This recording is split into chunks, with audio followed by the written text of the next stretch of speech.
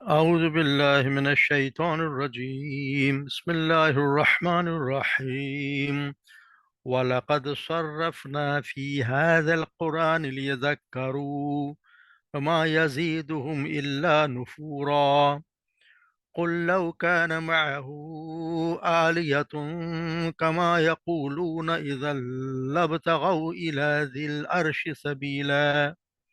سبحانه وتعالى عما يقولون علوا كبيرا تسبح له السماوات السبع والأرض ومن فيهن وإن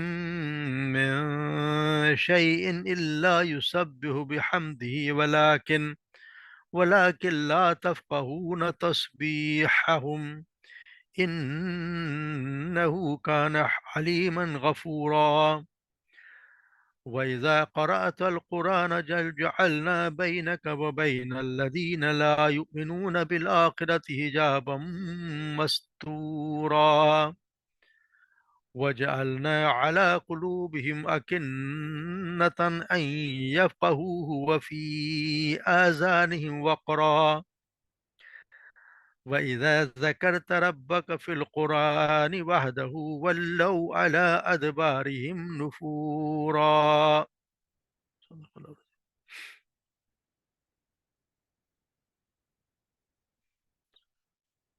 وَلَقَدْ صرفنا، اور یہ البتہ یقینا صرفنا فی هذا القرآن، ہم بار بار پھیر پھیر کر بیان کیا ہم نے اس قرآن کو لیذکروا، تاکہ وہ نصیحت حاصل کریں، وما یزیدہم، اور نہیں اضافہ کیا ان کے، الا مگر نفورا، نفرت نے۔ قل لو، کہہ دیجئے، لو کان معه آلیتن، اگر ہوتے معه اس کے ساتھ آلیتن دوسرے بھی معبود، کما یقولون جس طرح تم کہتے ہو، اذن تب، لبتغوا الی ذی العرش سبیلا، تو پھر تو ضرور تلاش کرتے، الی ذی العرش، عرش والے کی طرف کوئی راستہ، سبیلا کوئی راستہ، سبحانہ وہ پاک ہے اس سے، و تعالی اور وہ بہت بلند ہے، عما یقولون اس سے جو وہ کہتے ہیں، علوا کبیرا یعنی بہت زیادہ بلند، تسبح لہ السماوات سب، اور تسبیح کرتے ہیں اس کی ساتوں آسمان، سماوات سب ساتوں آسمان، والارض اور زمین، ومن فیہن اور جو کوئی بھی ہے ان دونوں کے درمیان، یا ان دونوں میں جو کوئی بھی ہے، زمین اور آسمان میں جو بھی ہے، زمین اور آسمان خود بھی اور جو کچھ ان کے درمیان ہے، شیئن الا، اور نہیں ہے، من شیئن کوئی بھی چیز، الا مگر وہ، یسبح بحمدہ تسبیح کر رہی ہے اس کی، تسبیح کرتی ہے وہ بحمدہ اس کی حمد کے ساتھ، ولیکن لیکن لا تفقہون تسبیحہم تم اس کی ان کی تسبیح کو نہیں سمجھتے، لا نہیں سمجھ، تفقہون تم نہیں سمجھتے، تسبیح اس کی تسبیح، ہم ان کی تسبیح کو، انہو بے شک وہ، کان حلیما غفورا بے شک وہ حلیم ہے اور مغفرت کرنے والا ہے، بے حد بردبار اور بخشنے والا ہے۔ وَإِذَا قَرَأْتَ الْقُرْآنَ اور جب قرأت القرآن جب آپ پڑھتے ہیں قرآن، جعلنا ہم بنا دیتے ہیں، بینکا تمہارے درمیان، وبین الذین لا یؤمنون بالآخرہ اور ان لوگوں کے درمیان جو نہیں ایمان رکھتے آخرت پر، حجابم مستورا ایک چھپا ہوا، حجابم چھپا ہوا، مستورا ایک پردہ، حجاب پردہ، مستورہ چھپا ہوا، وجعلنا اور بنا دی ہم نے، علی قلوبہم ان کے دلوں میں، اکنتن ایک پردہ، اور ہم نے ان کے دلوں پر ایک پردے بنا دیے ہیں، ان یفقہوا کہ وہ سمجھیں اسے، وفی آذانم اور ان کے کانوں میں، وقرا ڈانٹ یعنی کہ بوجھ ہے، وَإِذَا ذَكَرْتَ رَبَّكَ فِي الْقُرْآنِ اور جب آپ ذکر کرتے ہیں اپنے رب کا، فی القرآن قرآن میں، وحدہ اکیلے اس کا، یعنی جب ذکر کیا جاتا ہے اکیلے رب کا، وَلَّوْا تو وہ منہ پھیر جاتے ہیں، عَلَىٰ أَدْبَارِهِمْ نُفُورًا تو وہ منہ پھیر جاتے ہیں اپنی پیٹھوں پر، نفورا نفرت کرتے ہوئے، یعنی ایک اللہ کا ذکر کرتے ہیں تو وہ منہ پھیر لیتے ہیں۔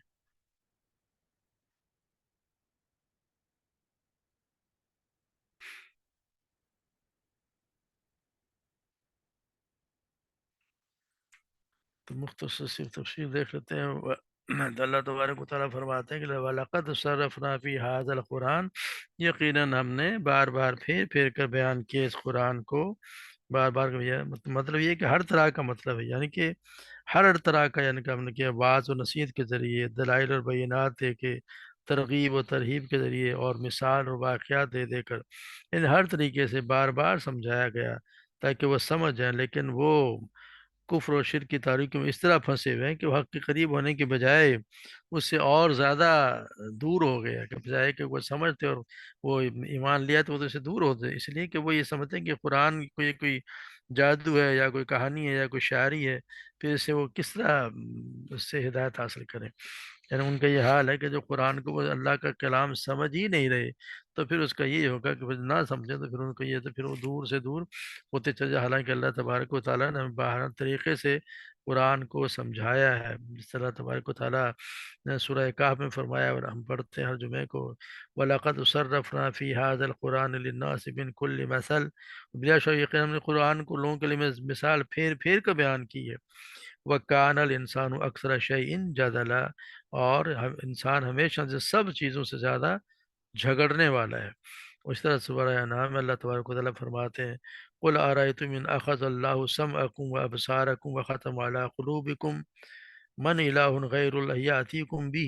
کہہ دو کہ کیا تم نے دیکھا اگر تمہارے اللہ تمہاری سماعت اور تمہاری نگاہوں کو لے لے اور تمہارے دلوں پر مہر کر دے، تو اللہ کے سوا کون سا معبود ہے جو تمہیں وہ چیزیں لا دے؟ انظر کیف نصرف الآیات ثم هم یصدفون، دیکھو ہم کیسے آیات کو پھیر پھیر کر بیان کرتے ہیں پھر وہ منہ موڑ لیتے ہیں، یعنی کتنا صاف بیان کرنے کے باوجود بھی وہ اس سے منہ موڑ لیتے ہیں۔ یہ فرمایا گیا وما یزیدہم الا نفر، نفرت میں ان کے اضافہ ہی ہوتا رہا۔ پھر وہ کہتے ہیں قل لو کان معه آلیۃ کما یقولون اذا لابتغوا الی ذی العرش سبیلا، کہتے کہ اگر ہوتے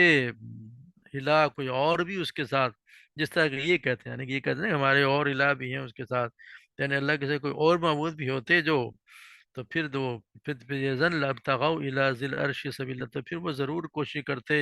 اس کے عرش کے، اس کے راستے کی عرش کی، اس کے عرش کے راستے کی بھی، یعنی کہ اس کی کوشش کرتے، یعنی کہ اس کا مطلب یہ ایک تو یہ ہے کہ جس طرح ایک بادشاہ دوسرے بادشاہ پر کوئی لشکر کشی کر کے کوئی غلبہ و قوت حاصل کر لیتا ہے، اس طرح یہ دوسرے معبود بھی اللہ پر غلبے کی کوئی راہ ڈھونڈ نکالتے، اور اب تک ایسا ہوا نہیں ہے جن سے،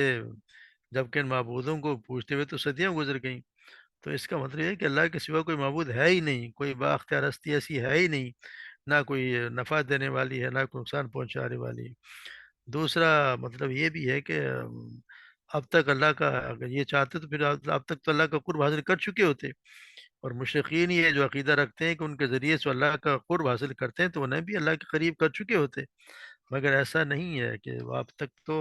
یہ اتنی انہوں نے کوششیں کر لیں، یعنی کہ یہ اگر اس طرح قرآن یہ دو اور بھی اللہ کے سوا کوئی اور بھی ہوتے تو پھر یہ ہوتا کہ پھر تو نظم و نسق کی سارا بدل جاتا ہے، ہر کوئی یہ چاہتا کہ ہر کوئی خود مختار ہوتا اور ہمیشہ ہمیشہ ہر معاملے میں پھر وہ تو چاہتا ہے کہ میری ہی خدائی چلے، تو پھر تو ایسا ہوتا ہی نہیں کہ جو ہمیشہ سے اللہ تبارک و تعالیٰ کا ایک نظام چل رہا ہے جس میں کوئی ہیر پھیر نہیں ہے، ایک وقت مقررہ پر ہر چیز چل رہی ہے، تو اس میں تو مسئلہ ہو جانا تھا، مگر ایسا ہے نہیں، کیونکہ جب پتہ چلتا ہے کہ اس کائنات میں اگر کوئی ایک کسی کا دانہ بھی ہے، کوئی گھاس کا تن کا بھی، تو اس وقت تک پیدا نہیں ہوتا جب تک کہ زمین پہ آسمان کی ساری قوتیں مل کر اس کے لیے کام نہ کریں۔ اس کے متعلق تو کوئی ایک بیوقوفی یہ تصور کر سکتا ہے کہ اللہ تبارک و تعالیٰ کی فرما روائی میں ایک سے زیادہ کوئی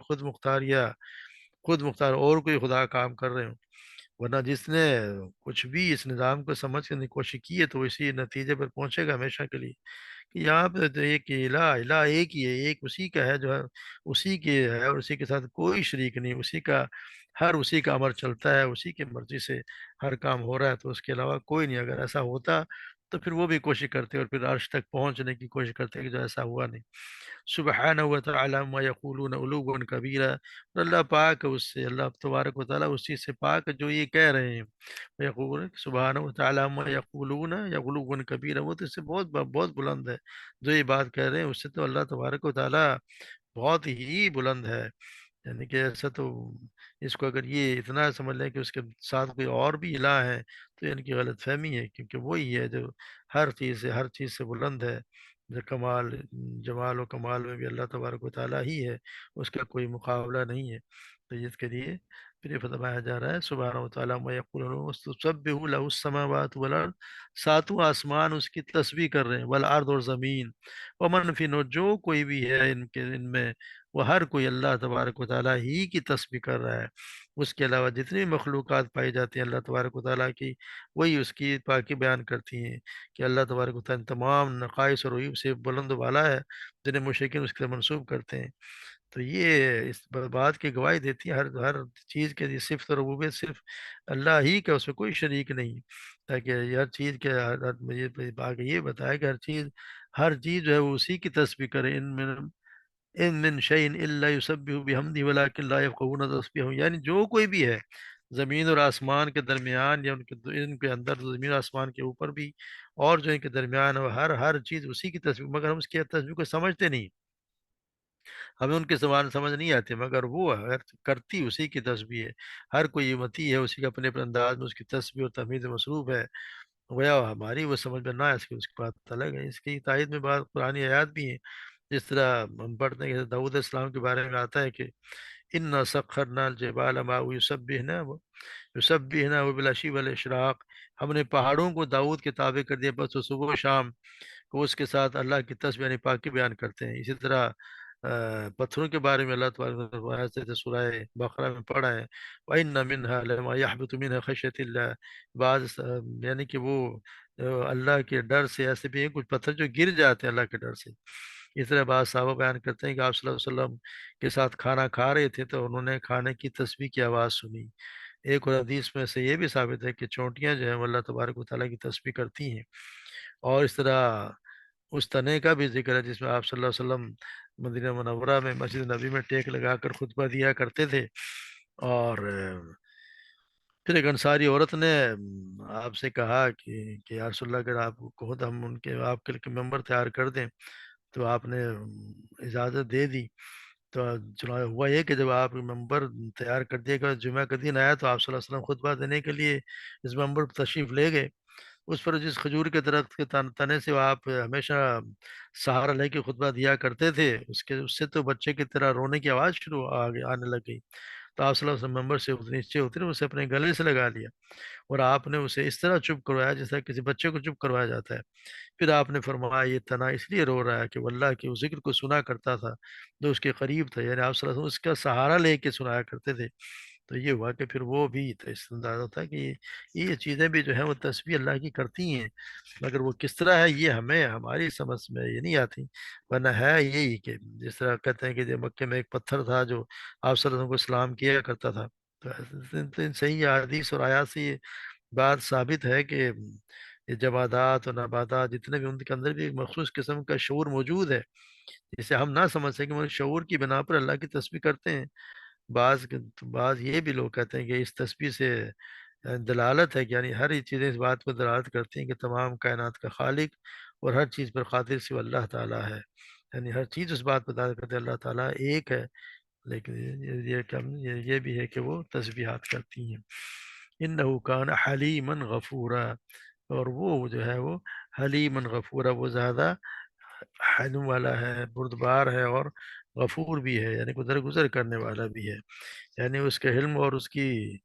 شان غفاری ہے کہ اس کی جناب میں گستاخیاں بھی ہم کیے جاتے ہیں، لوگ کیے جاتے ہیں، اس پر طرح طرح کے بہتان بھی تراشتے ہیں، پھر بھی وہ درگزر کیے چلا جاتا ہے، نہ رزق بند کرتا ہے، نہ اپنی نعمتوں سے اللہ تبارک و تعالیٰ محروم کرتا ہے، اور نہ ہر گستاخ پر فوراً کوئی بجلی گرا دیتا ہے۔ تو یہ بھی اس کی بردباری اور اس کی درگزر ہی کا کرشمہ ہے کہ وہ افراد کو بھی اور قوموں کو بھی سمجھنے اور سنبھلنے کے لیے کافی مہلت دیتا ہے۔ انبیاء اکرام بھی جو نبی کو بھیجتے ہیں، مصلحین اور مبلغین کو ان کی رہنمائی کے لیے بار بار بھیجتا ہے، اور وہ اٹھاتا رہتا ہے، اور جو بھی اپنی غلطی کو محسوس کر کے سیدھا راستہ اختیار کر لے، اس کی اللہ تبارک و تعالیٰ پچھلی غلطیوں کو معاف بھی کر دیتا ہے۔ تو یہ اللہ ہی ہے جو درگزر کرتا ہے، اور ان کو، اور درگزر کرنے والے کی ذات ایک اللہ ہی ہے، جو جو ہر چیز کو درگزر کرتا ہے، اگر اسے معافی مانگ لی جائے تو ان کو وہ پچھلے گناہوں کو معاف بھی کر دیتا ہے۔ پھر وَإِذَا قَرَأْتَ الْقُرْآنَ جَعَلْنَا بَيْنَكَ وَبَيْنَ الَّذِينَ لَا يُؤْمِنُونَ بِالْآخِرَةِ حِجَابًا مَسْتُورًا، جب تم پڑھتے ہو قرآن تو ہم بنا دیتے ہیں ان کے درمیان، تمہارے درمیان، ان لوگوں کے درمیان جو آخرت پر یقین نہیں رکھتے، ان کے درمیان ایک پردہ، یعنی کہ ایک پردہ ایک ہے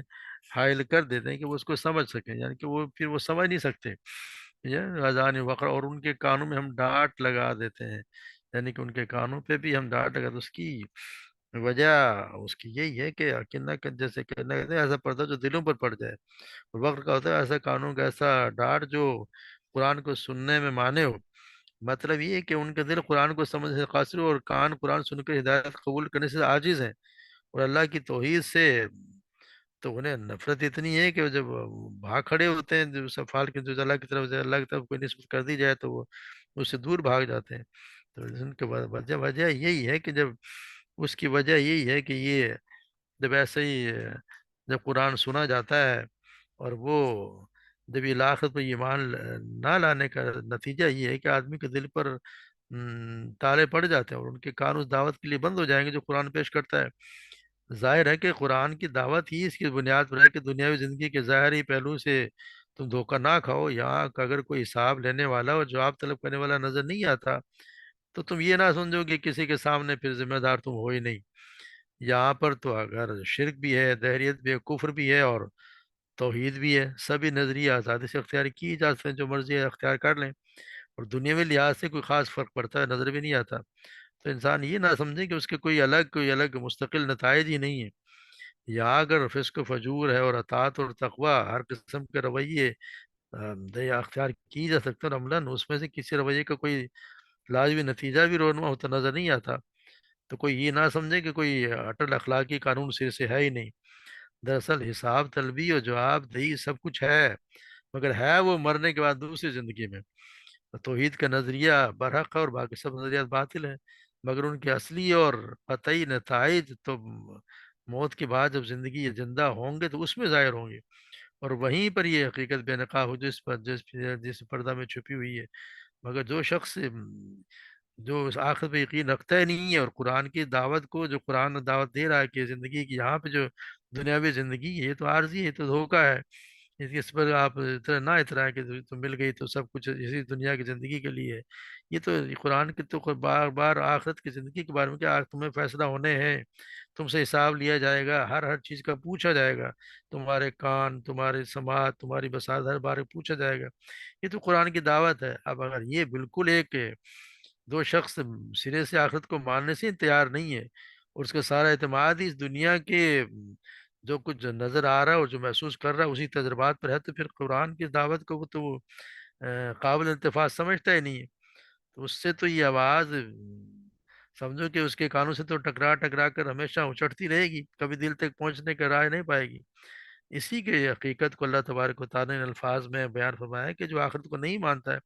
ہم اس کے دل اور اس کے کان قرآن کی دعوت کے لیے بند کر دیتے ہیں، یعنی ہم اس کے دل اور کان قرآن کی دعوت کے لیے بند کر دیتے ہیں، یعنی ہمارا یہ قانون فطرت ہے جو ان پہ یوں نافذ ہوتا ہے، یعنی جو شخص سننا چاہتا ہی نہیں ہے، یعنی یہ اللہ کی طرف سے نسبت دی گئی، حالانکہ کیونکہ وہ جب وہ ایسے نافرمانیاں کرے گا، گناہ کے کام کرے گا، تو خود بخود اس کے دل پہ مور لگ جائے گی، تو یہ نسبت تو اللہ کی طرف دی گئی ہے، مگر اس کا مطلب یہ کہ اللہ تبارک و تعالیٰ یہ اس لیے ہو جاتا ہے کہ وہ حرکتیں ایسی کر اس کا ایمان ہی نہیں ہے۔ دوسرا یہ بھی ہے کہ یہ کفار مکہ کا یہ اپنا خود کا بھی قول تھا کہ جسے اللہ تبارک و تعالیٰ انہی پر الٹ دیا ہے۔ سورہ حامیم سجدہ میں ان کا یہ قول نقل کیا گیا ہے کہ وہ کہتے ہیں کہ وقالوا قلوبنا فی اکنۃ مما تدعون الیہ وفی اذاننا وقر ومن بیننا وبینک حجاب فاعمل اننا عاملون۔ وہ یہ کہتے ہیں کہ اے محمد، جس چیز کی تو ہمیں دعوت دیتا ہے اس کے لیے ہمارے دل بند ہیں، اور ہمارے کان بہرے ہیں، اور ہمارے اور تیرے درمیان حجاب حائل ہو گیا ہے، بس تو اپنا کام کر، ہم اپنا کام کیے جا رہے ہیں۔ تو یہاں اللہ تبارک و تعالیٰ اسی قول کو دہرا کر پھر اللہ بتا رہے ہیں کہ یہ کیفیت جو تم اسے اپنی خوبی سمجھ کر بیان کر رہے ہو، یہ تو اصل ایک پھٹکار ہے جو تمہارے انکار آخرت کی بدولت ٹھیک قانون فطرت کے مطابق تم پر آ پڑی ہے۔ یعنی تم تو سمجھتے ہو کہ ہم جو ہے اس کا ہمارے پردے ہیں، ہم سن نہیں رہے، یہ اللہ کی طرف اللہ تبارک و تعالیٰ سے تم پر پھٹکار ہے کہ وہ تمہارے سمجھ میں آ ہی نہیں رہی، تم سن ہی نہیں پا رہے اس کو کہ کیا ہو رہا ہے، حالانکہ تو یہ سمجھتے ہیں کہ ہم نے ایک پردے ڈال ہم سن نہیں رہے، یہ اللہ کی طرف سے پھٹکار ہے، ان کی بدبختی ہے، یہ قرآن کو نہ سنتے ہیں نہ سمجھتے ہیں، اور نہ پھر عمل کرنے تو بات کی بات ہے، جب سنے گا انسان نہیں تو پھر اس پہ عمل کیا کرنا ہے۔ تو یہاں بتا دیا گیا ہے، وزیر پڑھا جاتا ہے بینک و بین الذین لا یؤمنون بالآخرۃ اذا مستورا وجعلنا على قلوب أكنة يفقهون به في آذان وقرا وإذا ذكرت ربك بالقرآن وحده، اور جب بھی ذکر کیا جاتا ہے تیرے رب کا قرآن میں، وحدہ، اکیلے رب کا، یعنی جب بھی قرآن میں ایک ہی رب کا ذکر کرتے ہو تو پھر وہ کیا کرتے ہیں؟ وہ پھر ولو علی ادبارہم نفورت، نفرت سے منہ موڑ لیتے ہیں۔ یعنی یہ جب قرآن میں ایک اللہ کا ذکر کیا جاتا ہے، کہ یعنی کہ وہ جب کہا جاتا ہے کہ الہ ایک ہی ہے، یعنی کہ یہ جب وحدانیت کا ذکر کیا جاتا ہے تو ان کی حالت یہ ہوتی ہے کہ اپنے منہ پھوڑ پھیر کے پھر بھاگ جاتے ہیں۔ وہ ایک اللہ کا ذکر سننا ان کو پسند ہے ہی نہیں۔ ان کے ساتھ جب تک ان کی